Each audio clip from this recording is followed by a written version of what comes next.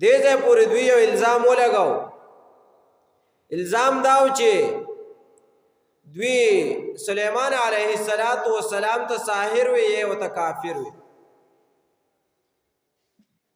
ځکه وته وی چې انسانان، پیریان، مارغان دا ټول د سلیمان علیه السلام تابع وو.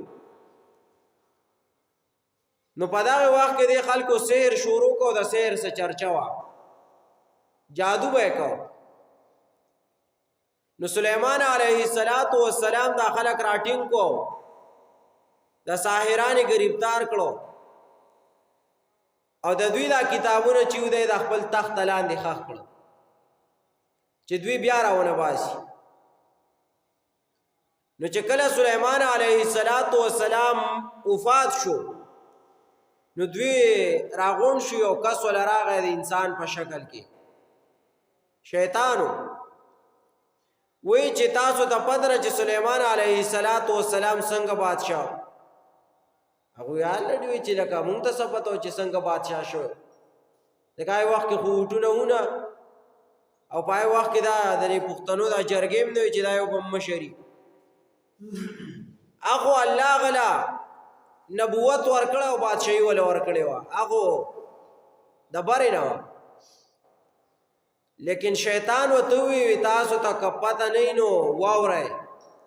سلیمان علیه السلام چې دا جادوګرو د بسحر کاو او دا هغه په وجه باندې د په خلکو باندې بادشاہي کوله، په انسانانو او پیریانو او په زناورو ټولو باندې. یاغه وته نه مړه تا دروغ دا څنګه خو نشي کېږي. شیطان وته وی ک چرته زه دروغ وایم نو تاسو د سلیمان علیه السلام د تخت لاندې دا ځای وکنه، بیا به تاسو ته پته ولګي چې زه دروغ وایم که رښتیا وایم. نو هغه خو چې وکنهستو د هغې د لاندې خو هغه د دوی د مشرانو نه سحره کتابونه اخیستي وو، هلته یې ښخ کړي وو. دا د دوی په پلارانو کې دا چرچه وه.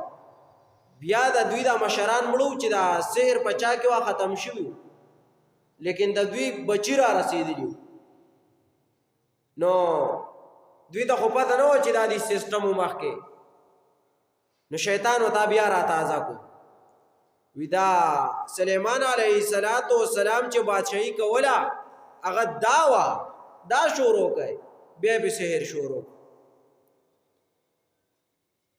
نو دوی وی دا دغه سو سلیمان علیه السلام وی دا ساحر جادوګرو. نو الله دا غي جواب کوي وما كفر سليمان ولكن الشياطين كفروا يعلمون الناس السحر.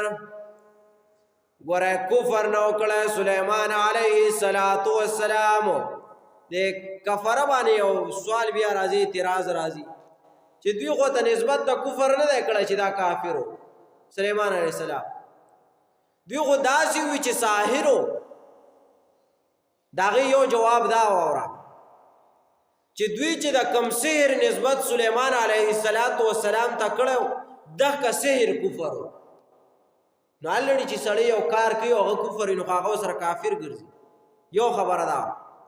دویم جواب دا چې دوی څه کسانو د الزام لګولی چې او دا کافر دی. د دوانو جواب یې وکړو، دا کفره ټکی راوړو چې دوانو شبهو جواب وشي. وما کفر سلیمان او کفر نو کړی سلیمان علیه السلام ولکن الشیاطین کفروا، لیکن شیطانانو کفر کړی. یعلمون الناس السحر چې ښودلی خلکو ته جادو به خلکو ته خوښه